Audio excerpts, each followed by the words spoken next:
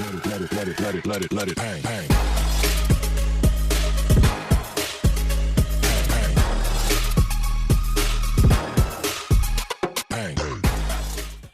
নমস্কার বন্ধুরা, আজকে আমি আবার চলে এসেছি তোমাদেরকে দেখানো এবং শেখানোর জন্য।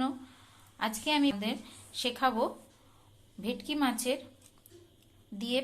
মাছের ফিলে দিয়ে ফিশ ফ্রাই বা ফিশ কাটলেট। দেখো, আমি এখানে বাজার থেকে এটা সুন্দর করে ভেটকি মাছটাকে কাটিয়ে নিয়ে এসেছি। আমার এখানে 6 পিস ভেটকি মাছ আছে।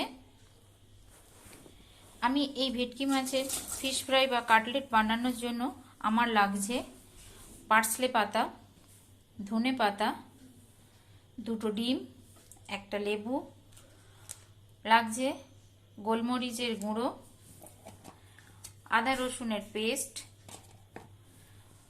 পরিমাণ মতো নুন, লাগছে একটা কাসুন্দি, আর লাগছে ময়দা আর আমার বিস্কুটের গুঁড়ো বা ব্রেড ক্রাম। প্রথমে এই মাছগুলোকে আমি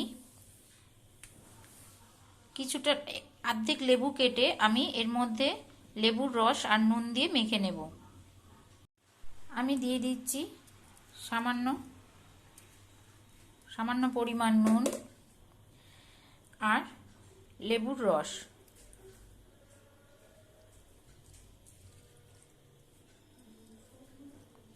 আর দিয়ে দেব আমি সামান্য একটু গোলমরিচ গুঁড়োও এর মধ্যে দিয়ে দিচ্ছি। এবারে এটাকে ভালো করে আমি মাখিয়ে নেব।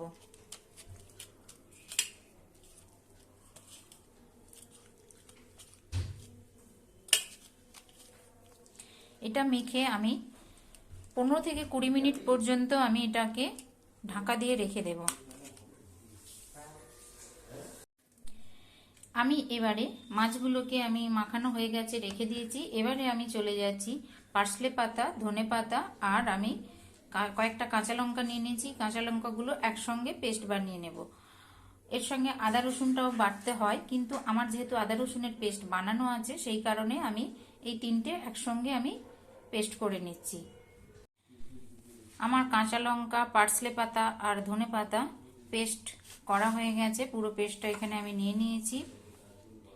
এটা হচ্ছে আমার এরকম চামচের 2 চামচ পেস্ট হয়েছে আমার 6টা মাছের জন্য। এর মধ্যে আমি দিয়ে দেব যে আধখানা লেবুটা রেখেছিলাম, সেই আধখানা লেবুটার রস। দানাগুলো যে পড়ছে দানাগুলো বেছে নিতে হবে।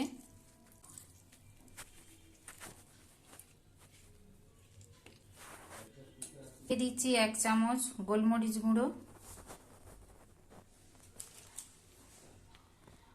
ময়দা দিচ্ছি আমি 2 চামচ। এর মধ্যে দিয়ে দিচ্ছি 2টো ডিম। 2টো ডিম দেওয়া হয়ে গেছে। এবারে দিয়ে দেব আমি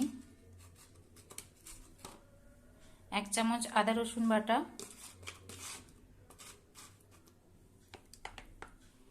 দিয়ে এটাকে ভালো করে আমি মিক্সড করে নেব।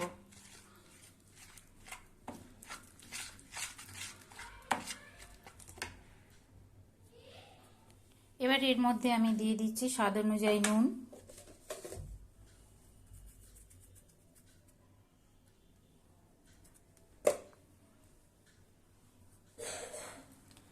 আর দিয়ে দিচ্ছি আমি 1 চামচ কাসুন্দি।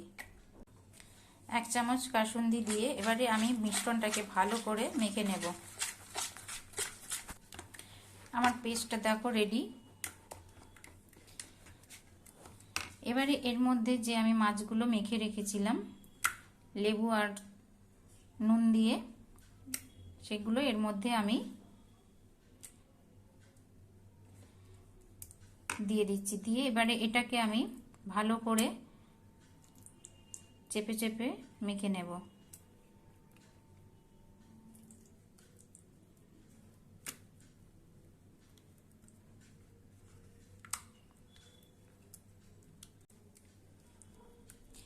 এইভাবে আমি এখন রেখে দেব এটাকে 1 ঘন্টার মতো। এর মধ্যেই বন্ধুরা পুদিনা পাতাও তোমরা দিতে পারো, আমি দিইনি। পুদিনা পাতা থাকলে তোমরা পুদিনা পাতাও এর সঙ্গে অ্যাড করতে পারো, খেতে আরো ভালো হবে। এটা এইভাবে বানালে এটা খেতে সত্যি অসাধারণ হয়। আমি যেভাবে বানাচ্ছি, অনেকে ডিমের গোলা করে চুবিয়ে নিয়ে দেখায়, আমি সেটা দেখাচ্ছি না। এইভাবে বন্ধুরা তোমরা করে দেখবে, সত্যি অসাধারণ, একদম দোকানের মতো খেতে লাগবে। তো দোকানের থেকে ভালো ছাড়া খারাপ হবে না, দোকানের থেকে অতি অবশ্যই ভালো খেতে হবে। আমি 1 ঘন্টা পরে ফিরে এসেছি। এখানে আমি কিছুটা বিস্কুটের গুঁড়ো নিয়ে নিয়েছি একটা থালার মধ্যে। এটা আমার কেনা বিস্কুটের গুঁড়ো, চাইলে তোমরা বাড়িতেও বানিয়ে নিতে পারো, মিক্সিতে গুঁড়ো করে নিতে পারো। আমি এটা বাজার থেকে কিনে এনেছি। এবারে এই মাছগুলোকে আমি, মাছের যেগুলো ভিজিয়ে রেখেছিলাম, এবারে এগুলোকে একটা একটা করে এইভাবে তুলে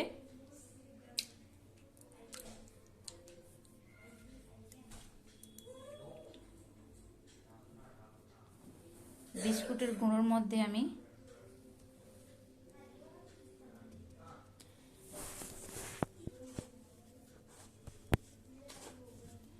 এইভাবে এগুলোকে দিয়ে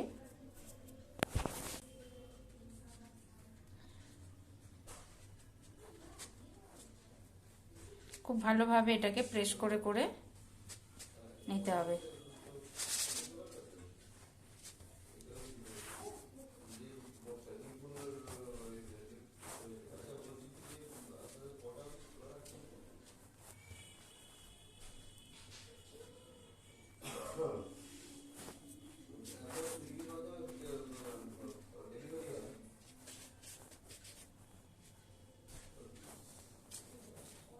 এইভাবে চেপে চেপে চেপে চেপে এটাকে করতে হবে।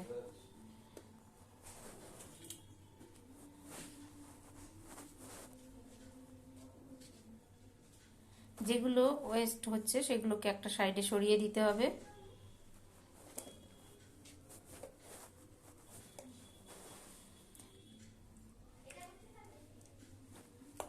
নেক্সট আমি আরেকটা এরকম ভাবে তুলে নেব।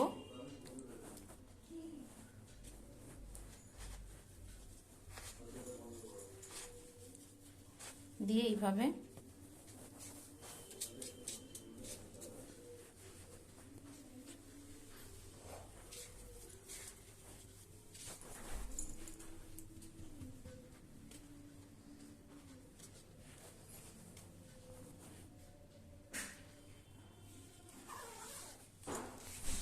এইভাবে করে নিতে হবে সবগুলো। দেখো আমার সবগুলো এক কোট করে আমার বিস্কুটের গুঁড়ো লাগানো হয়ে গেছে। এবারে আমি একটা বাটি নিয়ে নিয়েছি বড় দেখে, তার মধ্যে আমি একটা ডিম এর মধ্যে ফেটে নেব। ডিমটা ভেঙে নিয়েছি, 1 চিমটে আমি নুন দিয়ে দিচ্ছি। দিয়ে ডিমটাকে ভালো করে ফেটে নিলাম। এবারে এটাকে আমি সেকেন্ড কোট করার জন্য আমি ডিমের মধ্যে চুবিয়ে আর একবার বিস্কুট গুঁড়োর মধ্যে আমি দিয়ে দেব, তাহলে এটা খুব মুচমুচে হবে। এইভাবে দিয়ে আমি বিস্কুট গুঁড়োর মধ্যে এটা দিয়ে দিলাম।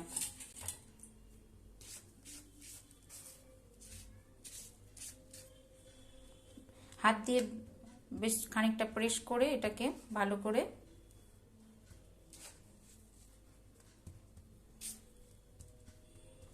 এইভাবে প্রেস করে করে এটা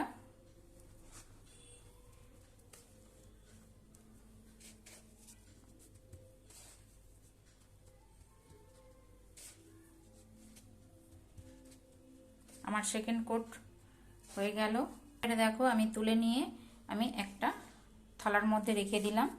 এবারে এইটাকে শেপ দিয়ে নিতে হবে। শেপ কিভাবে দেব, একটা ছুরি নিয়ে নিয়েছি আমি, নিয়ে এবারে এর চারপাশটাকে চেপে ধরে এটাকে করতে হবে। দেখো এটাকে এইভাবে ছুরির মাধ্যমে ধরে এইভাবে পুরো প্রেস করে নিতে হবে, তাহলে একদম দোকানের মতন শেপ এটা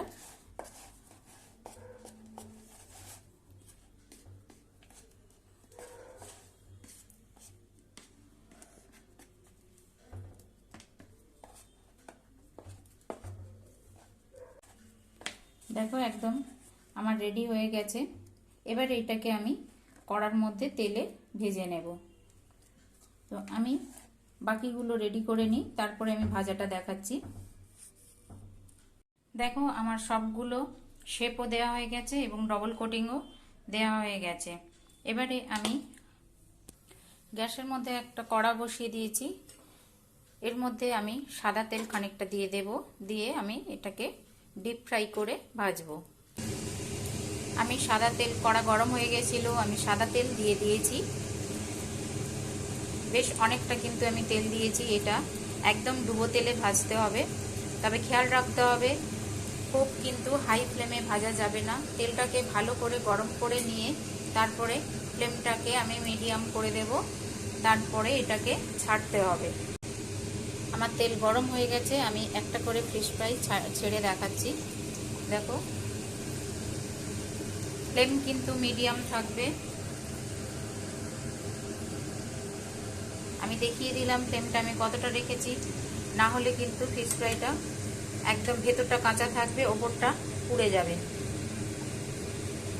তো আমার এই 6টা কাটলেট বা ফিশ ফ্রাই বানানোর জন্য আমার কিন্তু 3টে ডিম এর মধ্যে লেগেছে। একদম আমি যেভাবে বানাচ্ছি বন্ধুরা, সেইভাবে যদি তোমরা সবাই বানাও তাহলে দেখবে একদম দোকানের থেকেও ভালো খেতে হবে। আমার চ্যানেলটাকে এখনো যারা সাবস্ক্রাইব করোনি, তাড়াতাড়ি নতুন নতুন রেসিপি পাওয়ার জন্য, নতুন নতুন রেসিপি শেখার জন্য চ্যানেলটাকে সাবস্ক্রাইব করো। আমি এক পিঠ হালকা করে উল্টে দিলাম। আমি এটা উল্টে পাল্টে 2-3 বার দিয়েছি। দেখো কি সুন্দর গোল্ডেন ব্রাউন হয়ে গেছে এবং কত সুন্দর হয়েছে। আমার এটা ভাজতে 7 মিনিট মতন লাগলো।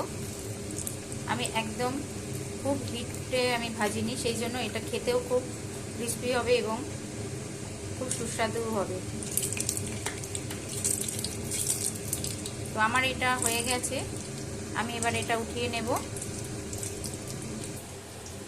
দেখো দেখতে কত সুন্দর হয়েছে। আমি এইভাবে এক এক করে সবগুলো আমি ফ্রাই করে নেব। আমি এখন আবার 2টো দিয়ে দিয়েছি। দেখো এক এক করে আমি এইভাবে সবগুলো ফ্রাই করে নিচ্ছি। তো বন্ধুরা আমার ভিডিওটা কেমন লাগলো লাইক, শেয়ার, কমেন্ট করতে ভুলো না এবং অতি অবশ্যই বাড়িতে বানিয়ে একবার ট্রাই করবে, বানিয়ে খেয়ে দেখবে। টাটা বন্ধুরা। তো বন্ধুরা আমার পুরো কমপ্লিট হয়ে গেছে। দেখো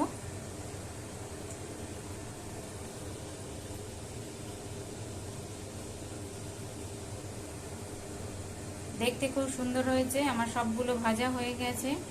তো কেমন লাগলো বন্ধুরা আমার ভিডিওটাকে লাইক, কমেন্ট, শেয়ার করতে ভুলবে না। টাটা।